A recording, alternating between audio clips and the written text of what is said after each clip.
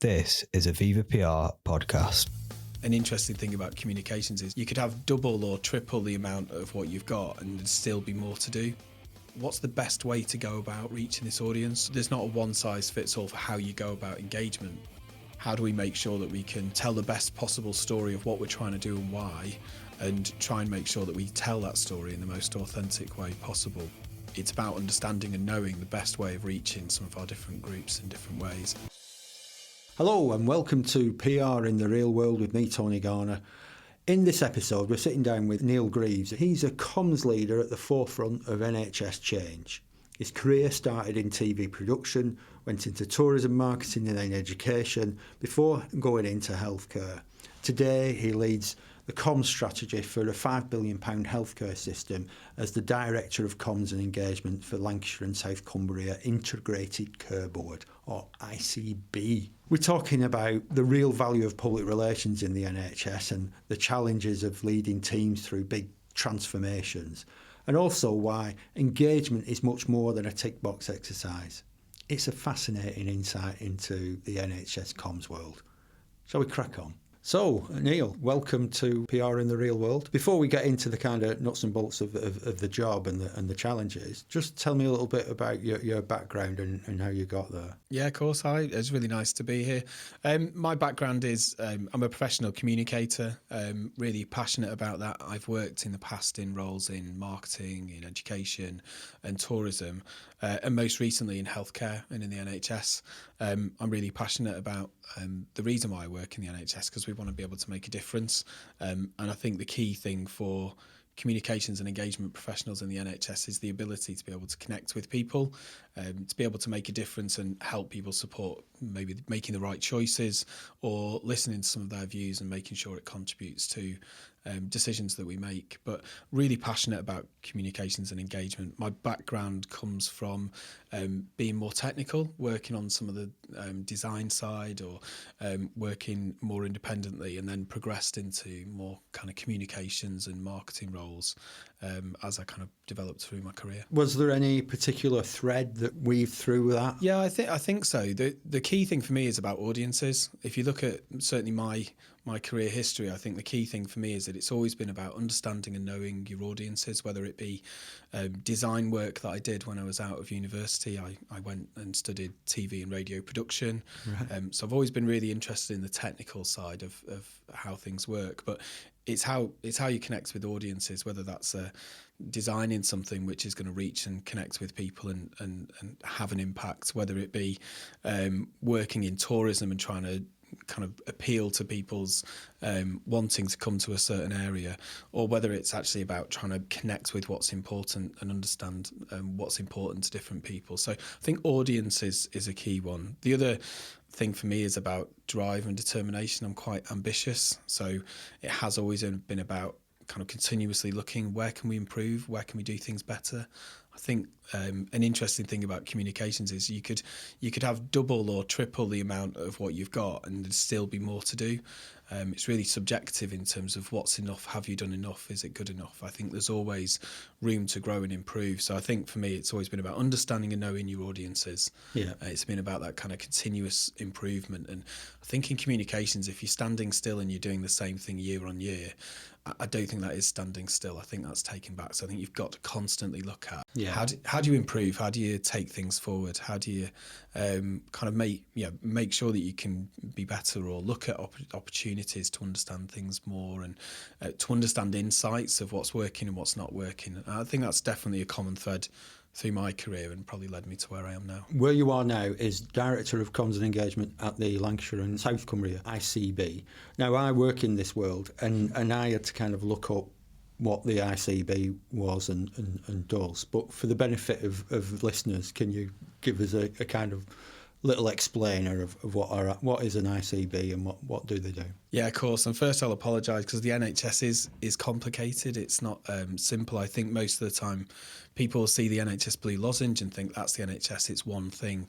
And it's not. The NHS is made up of lots of different organisations. Sometimes there's quite a bit of change in there, but multiple organisations.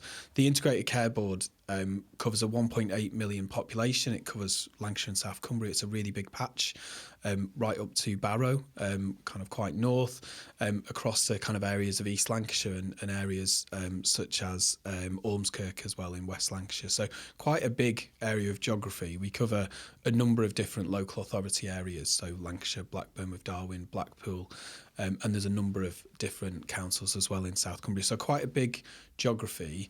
Our role is to make sure that the health and care that's provided in this area meets the needs of the population. So we receive a budget from the national team. That's around about £5.5 billion. So it's a lot of money. And we use that to make sure that we've got services in place such as hospitals, primary care, pharmacies, dental services, community services, and things like hospice services, and importantly, community services like voluntary community and faith sector partners as well, who do some really good work in this area. So it's about making sure that the services add up to trying to support and meet the needs of the population. So you're the kind of glue that gets all these disparate bodies talking to one another and making sure that we've got the right people in the right places. Yeah, there's one part of it is definitely the partnership working. So making sure that, because a lot of the time some of the things that the population needs isn't stuff that the NHS can do something about. So for example, smoking is a good example of something that has a really big impact on our population and how people might need to use services. We need to work really closely with public health colleagues, partners, voluntary sector community to try and support people to make sure they stop smoking. So there is definitely a huge part of partnership and understanding some of the wider determinants of health and contributing to that. There's also working with some of the providers that we commission, so directly contracting organisations to deliver health and care, whether that be primary care colleagues or whether it be some of the hospitals, which probably are the thing which people most think of when they talk about the NHS, but there's lots of community services that people access as well. And our vision as an organisation is all about trying to move towards more community focused care. So you'd say that previously, historically, we've maybe spent more investment in hospitals, which is really important, but it's about making sure that we've got more community focused care as well, which is the vision that's driving us really. That's the organisational side of things. What does the comms function do within that, and how, as a member of the public in this area, would I have seen some of the output maybe? The key thing for me is it's a big part of it's about listening to communities. So there's a big part of the role that communications and engagement plays for the organisation is helping the organisation to understand what's happening with communities, what experiences are people having, how could people access care in a better way, what are the barriers or challenges they face. So there's a lot about how do we engage and reach out, understand what's going on better in our communities. And that making sure that influences decision making. So that might be about where care is provided, some of the ways in which we might provide that care is key. The other thing is about informing and making sure people are aware of where to access care, what good advice is in terms of what things they might do to look after themselves, what services they might go to. I think what's really important is about 95% of our population, the first contacts they will have with the NHS will actually be through primary care. So a lot of people access primary care. So your GP or your dentist or your pharmacy would be the place where people most connect. About just over 50% of our population won't attend a hospital in any one year. So I think a difficult bit is trying to appeal to some of our communities to get them to feedback. You know, a good example would be if you go into a shop, you might have something at the bottom of your receipt that says, you know, enter this prize draw and opportunity to kind of give us feedback. Most people probably won't do that. Yeah. You know, you'll get some, but there's usually an incentive as to why people would. Really difficult sometimes to be able to get the same thing where we're trying to get people to feed in their positive, negative, their experiences. And sometimes there's not that incentive to really drive it unless those people have experienced care, had an experience and want to share. So there's a challenge sometimes with how do we really appeal to our communities and others to really try and connect with what's going on, what decisions are being made in their area. People are really busy. Yeah. People are really busy and they don't necessarily have time. And because the NHS is so complicated as well, like we've said, sometimes people don't connect or engage or feel like their voice can make a difference. We've got good examples where we have made decisions that are influenced by engaging in understanding the population. Some of it might be about where we've made practices that might have moved or might have changed. Yeah. Some of it might be looking at different ways of providing services and understanding what the experience people are having that we need to take into consideration when we make those. I think the other difficult bit, and I think we'll probably touch on this around how do you demonstrate the value of comms? Sometimes the things that we do are, or the work of the communications and engagement team is preventing something from happening, and how do you measure that? So making sure that something lands really well and the public can understand it is really key. But how do you measure whether that works or doesn't? Sometimes it's about making sure something doesn't go out which would really upset communities, or something that would really not land very well. And I think sometimes it's quite difficult to us to measure the preventative improvements that we have a key role in. Just before we delve into the kind of the nuts and bolts of it, just sticking with your kind of personal journey, what drew you, you worked in various sectors in education and so on, and what drew you into healthcare comms, and why did you stick with it? Because it must be a challenge. I was working in tourism marketing in Blackpool, actually, and was approached to work for a different organisation, which was Health Watch at the time. So really important organisation. They do lots of really good work. I joined the Health Watch Lancashire team at a time when it was just starting to be established. And if I'm honest, I did not understand anything about healthcare. I didn't understand the complexity of the organisations. I didn't understand really what some of the history about. At the time we had CCG organisations, so 8 different organisations, and they actually changed and formed the ICB back in 2022. So there's been quite a bit of change, even just in my short time in the NHS, which is about 8 years. But I didn't really understand anything about health, but it was a really good way of actually spending 2 years working with a team of people to change some of the ways of working, because it was a new organisation. Again, some changes around some of the reforms had come in nationally, and it was an opportunity to just get out and engage and speak to people. It was my first real foray into engagement involvement, going out and listening to communities. I didn't really understand health very much, so it was a little bit in the deep end. But I'm one of those where I get immersed in things and really need to understand how they tick, and also form quite a good view of where are the opportunities with this, what could we do. So I very much took a bit of a role of being a link or liaison with the health service in how do we try and work in partnership with the NHS to make some of the impact Health Watch was capturing make a difference. It was a bit of a strange one moving into health, really. Why do I still stay here? Because I genuinely feel quite passionate about the role of communications and engagement. I am fortunate to have been able to kind of continue my personal learning and development to make sure I'm feel like I'm working at the level where I need to. So understanding more about things like formal consultation or service change and going about that in the right way. And really passionate about making a difference. The thing that gets me out of bed in the morning is being able to go and engage and listen and speak to different people. I try and do it as much as I can, and I think by genuinely doing that, we hear people's experiences, we connect with people. Yeah. And I think by doing that and support and encouraging others in the NHS to do that as well, actually can make a real difference in the way that care is provided. And I think that's the definite thing that drives me to try and be the best.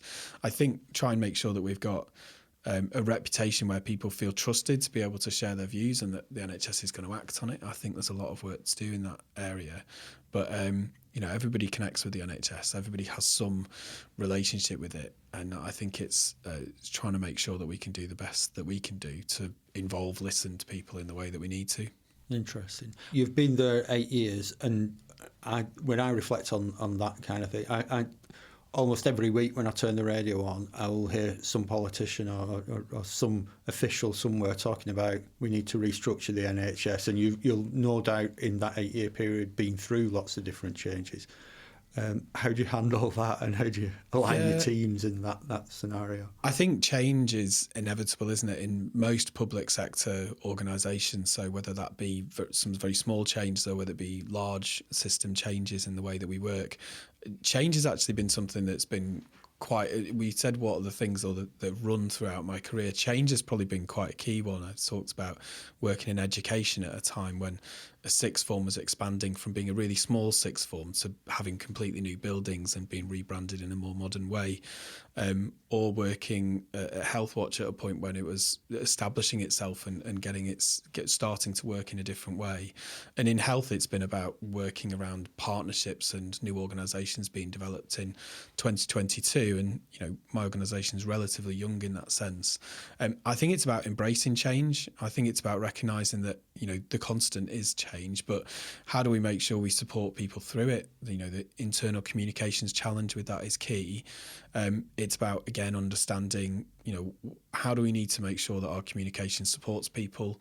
How do we make sure that we can tell the best possible story of what we're trying to do and why, and try and make sure that we tell that story in the most authentic way possible, really. So, change is constant. I think it will continue to be like that as well for a number of years. The input, and I think the role of communications and engagement in change is so important because we've got a real influence on how we say things, the way we say things, how that might connect with people, how responsive we are, making sure that we support our staff through change, but also making sure that change has a positive impact on our people and communities that we work with as well. Talking there about internal changes, but obviously your role on a day-to-day basis is trying to kind of change people's mindset or understanding or behaviour sometimes. And are there any particular projects that you've been involved in where you can look back and go, we did a good job there? Yeah, I think there's a number of examples. Some of them about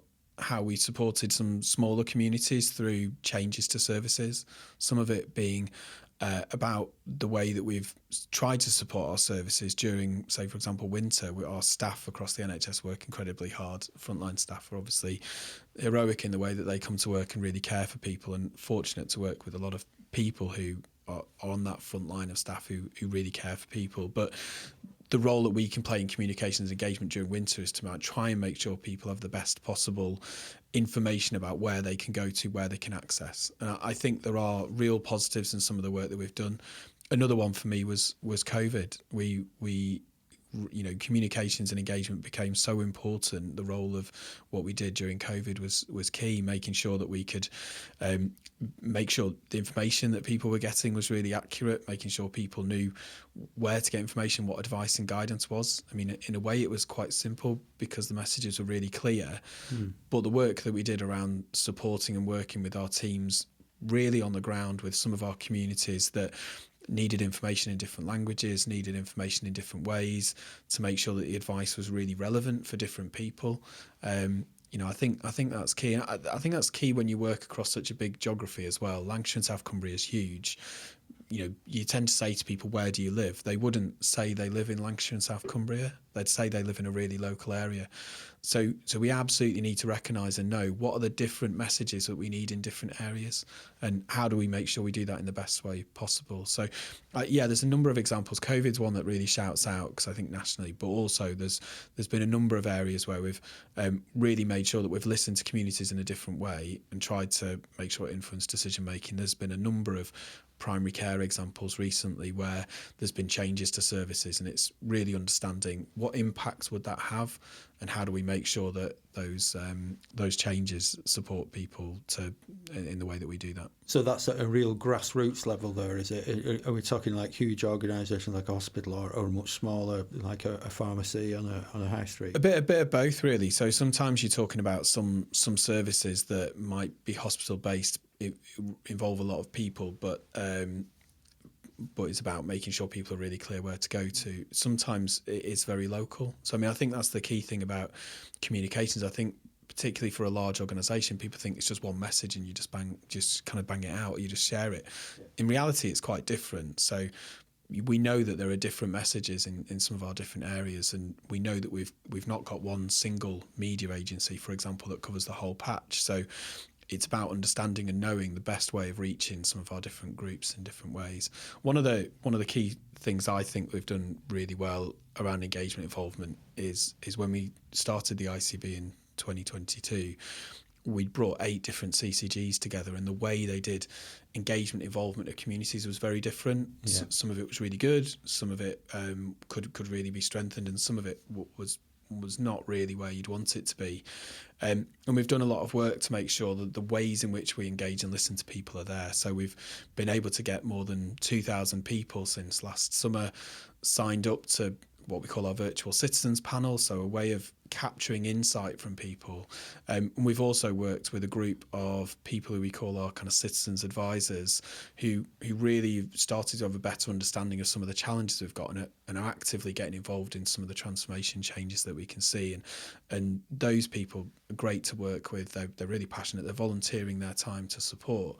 And I think really we've laid some good foundations for more work to do in the future. That goes back to what you were saying earlier before we started recording about moving forward and changing with the times and not doing the same thing that you did 5 years ago, 10 years ago. Yeah, I think sometimes you need to really look at things and say, are we holding on to this because it's working, or are we holding on to this because it's almost the easy thing to do and the right thing to do? I think sometimes you have to make decisions and say, we've got a really clear vision of what we want to achieve. What are the best ways of doing that? And I'm fortunate to work with a really good team who are really passionate about this area as well, and made a shift in the way that we work to really focus on how do we best go about listening to communities. But I would say that our population is large, so you're not going. It's about how do you be really realistic about what we can achieve and what impact it can make. A lot of people in the outside world will dismiss engagement as a tick box exercise, and that gets you a go. I know, because we were speaking earlier. That's one of the things that frustrates you, that public engagement should be more than just listening. Yeah, I think so. I mean, one of the key roles of our organisation is to improve health and care, and to look at how do we reduce health inequalities. So, particularly how do we support some of those people who may be more impacted from decisions, who are more vulnerable in some of our communities. You can't do that unless you really understand what's going on in our communities or what's going on with people. You can't just do it looking at data. A good example is one of our trusts was looking at where some of their patients were coming from into some of their services, and they were noting there was a community that was really close by, but they weren't accessing the service in the way they'd expect. And they're like, there's a really short distance. Why are they travelling further to this one rather than this one? Only by going out and really engaging and listening to what was going on in that community could you understand, actually, it's because they were really worried about the park in the middle. Right. So, and the NHS can't solve that without working really closely with police partners and other partners as well, to say, how do we support that community to feel more safe to be able to access care, or just understand the impact of what's going on in that community and why they would or wouldn't access those services. And without engagement involvement, you wouldn't have that understanding, and therefore your messaging, and it's that point I said at the beginning about audience is really key. Yeah.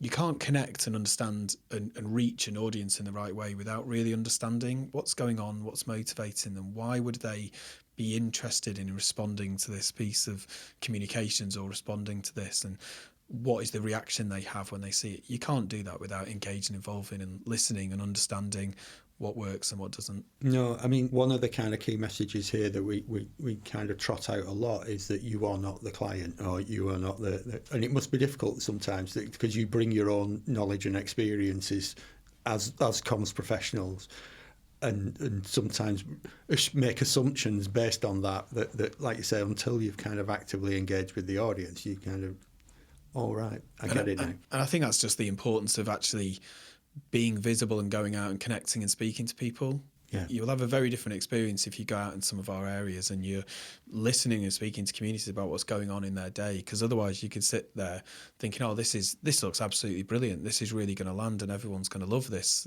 piece of material we've developed. Yeah. But in reality, somebody's saying, I'm visually impaired and that is not, I can't read that, I can't understand that. So I think there's definitely understanding the audience is really key.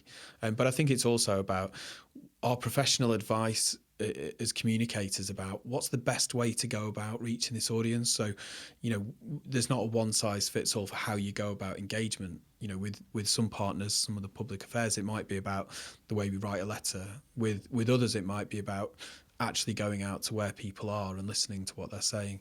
For others, it might be about what can we set up that would bring you in to be able to listen in a different way. So it's about the professional advice element is how do we how do we suggest the best ways possible to reach our communities? How do we do that in the best way? And we should always be learning as well to say what works in one area will not work in another, and there'll be multiple reasons for that, and we need to understand what they are. Talking about professional advice, you're in a kind of rare position or rarefied position of being at the top table. You sit next to the CEO on the board, and you've got their ear, and I guess then you're able to influence top level strategy right at the get go when it's being formed. How important is that from a comms perspective? I think it's really important. I feel very lucky that we've got an organisation that really embraces engagement, involvement in communications, and around that executive table to help contribute that advice, specialism, and it's recognised, which I do appreciate. I think it's really important. Sometimes it's about how might we approach something, or understanding the way we might go about engaging or putting that in place. But I think it's at the heart of strategy. I think I'd hope that what we don't have is, we've decided to do this, and therefore here you go, communications, you need to say what it is. I think the key thing about being around the table is we need to work with what's the best way of saying this, what impact will this decision have, and what is the influence of communications and engagement on what that decision is and the way it's made. And the key thing for me is, how do we make sure that we're ahead of that strategy to understand what are we hearing from the public, then help contribute to those decisions as well. So I think it's really important. I think it's really important that we have got those people in senior leadership positions that embrace and understand communications. I think it's an interesting sector, or interesting kind of profession, isn't it, where communications is written as a line in everyone's job title, so everyone's job description, sorry. So everyone's job description at some point will say something about communications in it, and that's great, because you want people to be really strong communicators in your organisation. It's the only way actually you get the real flow of communication, certainly internally and externally with partners. But it's about understanding the role of that real specialist communications and engagement profession, and what can we add to this around some of the difficult decisions? How do we support the leaders to be able to make the right decisions that with a full understanding of what the potential impact might be, or how that might be received, or the way in which we might communicate it, which might make that go down in a better way, or understanding those people who are most affected by it so you can contribute to that. So I think it is really important. I think it's important communications is supported by leaders, and they understand that there is a profession, there is a speciality there are skills, tools, methods and approaches that support organisations. I'm guessing we're, as a profession, on a bit of a journey there, and it's probably another podcast in itself, but we were speaking to Vita Patel recently, the president of the CIPR, and she was talking about chartered status but getting the industry and its professionals recognised at that top level. Yeah. I don't suppose it helps that a lot of non-professionals think they're good at comms as well. Yeah, I think we get that a lot. And the important thing for me is that you've got people who are enthusiastic, who want to communicate. So you're kind of 50% of the way there. But I think, the key thing coming back to is, what are you wanting to achieve and how do you want to achieve it? So, I don't think the days are there, certainly not in my organisation, where people come and say, I want a poster. I think we've got a good understanding of people understand the value of what we add. And I think people do come, or staff across our organisation will come with more than a request for just a poster, but it does happen, or just a video of others. But I think the key thing is finding out, what are you trying to achieve with it? And most of my conversations with people are about, well, what do you want to achieve with it? Well, actually, this is what we're trying to do. Right, okay, well, that's great. Why don't we do it like this? I think I'm quite a good problem solver, or kind of try and find quite creative solutions of, well, we could try this, let's try that. And I think if people are coming to you and thinking they're good at communications, but the importance is that they care about it and they've got an interest, and then you can work with that. I think sometimes we criticise people for not having the skills and knowledge, and we almost say like, oh, you're not good at communications, and it's like, well, it kind of justifies the work that certainly my team of really talented people who really care about communicating in the right way. And I think that understanding the value that we add is really key, and then it's making sure that we prioritise areas that really make sure the organisation realises the benefit of that expertise. That's one aspect, but I'm reading the newspapers, comms can come under flack from all sorts of sources. Recent big announcement on the NHS and the reorganisation, and comms got name checked, but not in a nice way. How does that kind of talk land with you and your team as professionals, as individuals going into work to try and do a decent job? Yeah, I think it's difficult. I think there are other areas as well that would have been that are having similar kind of difficult times around. But I think from a profession point of view, I think it's really important to make sure clear understanding of the work that we do, the value that we add, make sure that we've got that real local understanding of being able to demonstrate impact. I think that is really, really important. Certainly something that I think we've tried to strengthen over the last couple of years since we've become an ITB, trying to be really clear of, well, what are we doing? What's the impact of that? And are there ways in which we can look for that to have more impact, or what's the learning? So I think it's about making sure that we support people to understand the real value of what they add. There's always going to be change. We talked about it before. There's always going to be change in the NHS or in other sectors or in public sector as a whole. And I think it's really important that we just understand the real value of communications, understand what are the things that we can do where we can make a real difference. How do we really contribute to organisation strategy and delivery of the things that we need to achieve? And if you can't sit there and really talk about, well, we know these are the things that we've done and it's contributed to us to be able to achieve that, then I think I think it's important you can do that. And I think a lot of the things, certainly my organisation and what we've done as a system in the NHS, where we can say we've done some really good things here, I can see really where the comms and engagement has really enabled and supported those things to happen, whether it be making sure that we've involved people in the decisions, whether it be being able to communicate and inform people really clearly where they go or how they might access services in light of those decisions. So I think it's just really coming back to making sure people are really clear of how appreciated they are, the work that they do, recognition of the profession and the value that we add. Interesting. And I mean, beyond that, the kind of big agenda for change and to get more productivity within the NHS, do you think that can be achieved without the support of comms? I think a lot of what we do, the comms is integral to it. So when we talk about the need for transformation, so our system will talk about we need a real shift in the way that we deliver care. We can't do it. We can't tinker around the edges and be able to achieve some of, we are a system that struggles, that has got financial challenges, and as a result we're part of a national intervention programme.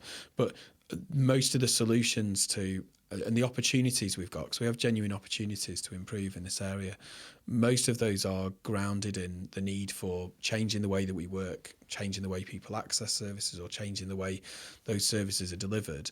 And you can't do that without the engagement involvement piece that we just talked about. So I do think it's really important. That being said, I think there are considerable opportunities that we hear from people on a regular basis, some real common themes of what really matters to them. So it might be about the way they access care. It might be about services not being joined up in the way that they'd like it to be. So I think it's about making sure that we look at what those real common themes that we hear and keeping it on the agenda, that we need to make sure that we're addressing those with the decisions that we make. So I think personally would say this, but I think communications and engagement is really important, because we can't make some of the real big decisions, or some of the decisions that are going to have a real positive impact, without fully involving our communities, fully making sure that we've got that stakeholder partnership communications right, making sure people are well informed and bringing people along the journey. We've got, lots of the times we talk about changes, it involves how we work with staff, and making sure that we communicate, engage, involve staff in the right way is really important. Just bringing that the lens right in on yourself on there. You've had to front up all staff briefings, I'm guessing, through big changes. How do you kind of prepare yourself for that mentally and practically? Yeah, I think I said before, I'm quite solution focused. I think I'm I think it's always really important to kind of lead by example, to be able to lead from the front. And I'm not a control freak. I won't say I'm a control freak, but there's a sense of, I think, of being stood up and trying to be accountable. So I'm really keen to. I always make sure that I plan leave to make sure I'm there for our kind of staff briefings that we do in our organisation, just because it just feels like the right thing to do. So I think being seen, being visible, I think that's the challenging thing with communications, certainly internal communications. The visibility of everything you do is quite exposing. But I think I've always been one of those throughout my career where I've stood up, tried to stand up and be counted. More than the reason why I quite enjoy going out and speaking to the public. Most of the time, they're not. They're explaining things about experiences that I've had that haven't been good enough or where we need to improve. And it's the same with some of our staff. I think it's about standing up and being visible, taking ownership of the things that you can, trying to lead by example. And I think it's a way of supporting some of our leaders and executive teams as well, making sure that I host some of our staff briefings so they're able to kind of give their best self of being able to update our staff in a genuine way without maybe needing to think about some of the technicals of hosting the meeting and how do we make sure we get from one thing to another. So I think it's part of my solution focused brain of making sure actually let's try and do this in the best way possible. Do you lean into your radio and TV hinterland a little bit then? A little bit. I mean, genuinely, most of my team would probably say I'm an absolute nightmare as well for how do I look? Do I look okay? You are conscious about some of that. I don't watch any of our staff briefings back for that reason. But I think I feel it's really important, particularly when you're talking about communications and engagement and the work that we do, to be able to be visible, be able to demonstrate what we're doing. I think part of maybe the problems of the past is some of the function, some of the profession being under the radar or being a team that's in a room somewhere down a corridor that you just pass something to at the point instead of involving right at the start. And I think that's a real shift. I think it's definitely happened during COVID, but the appreciation of the role of communication and engagement in the profession is definitely increased. I think the value of it is really there. I think you'll find most NHS organisations there is communications around the top table, and I'm fortunate to work in this area with certainly trust teams that we've got really brilliant trust communications teams that are well involved in some of their decision making and also around their executive tables as well. So that strength in partnership, recognising the profession but also making sure our leaders appreciate it is pretty key. I can think of one or two who you might be alluding to there. For comms professionals who may be listening to this, especially in public sector roles, have you got any advice on how they can get themselves seen at that top table rather than just seen as the support team, the post box? Yeah, I think I always say try and think outside the box, try and be really kind of objective or priority driven. I think being able to predict or be able to take the time to look upstream and say what's going on and what's happening here, what are the ways in which I can make sure that what I'm doing and what my team's doing and what I'm doing is contributing to some of the bigger picture. I think making sure that you're not doing something that's working in a silo and you can map it really clearly to what is my organisation trying to achieve and how is the work I'm doing helping to do that. Be solution focused. Think about what is it I'm doing and how does that make a difference. And I think as well the key thing is about making sure you're taking that time to really understand the impact of what you're doing. I think the first step is to understand what the outputs. So what are you doing and what are the outputs of what you're doing, but it enables you to get into a place of saying, well, what's the impact that's then having? So I think sometimes people say, well, what's the impact of what you're doing? Well, we've sent out X amount of things. It's like, but actually we should be focusing on what's the actual outcomes? What's the thing that you've received back from that? And how do you measure that against how it's helped your organisation? I guess there's some difficulties there. Again, we were talking earlier around some of the things that you do are around preventing things happening, and it's hard to measure something that didn't happen. Yeah, and I think that's about that. Oh, it's a bit of nous, isn't it? But it's that kind of how do you get that it's almost an instinct or an intuition around what are the things that we need to do, because you can predict that this might be something that happens. And then, a lot of the time it'll be plan for something to happen, and if it doesn't happen, it's great, you've got it in the bag. But most of the time that stuff will come in really useful and really handy. I think most people will understand the value of some of that, but if you've prevented something and you know that you've had a real contribution in the way that's landed because of the work that you've done, there is that thing, making sure your team is aware of it, making sure you get that recognition from your leaders about the impact that you've had with some of that work. Is there a particular tool or model or framework that you use for doing the impact-based stuff? There are some tools. I was really fortunate to be part of a healthcare and communications course that I did a number of years ago, funded by NHS England. It brought lots of different communicators, professional communicators together, and there are a number of tools in that which I do use. Some of it about the way in which you approach some of your plans. So when somebody comes to you and says, what do I want? There's a little bit of a model of how do you take it back to objectives. There's definitely some things that we do in terms of tools that help us to measure. But I think it's making sure that find something that really works for yourself. Different models, some people might think things are a little bit too theoretical.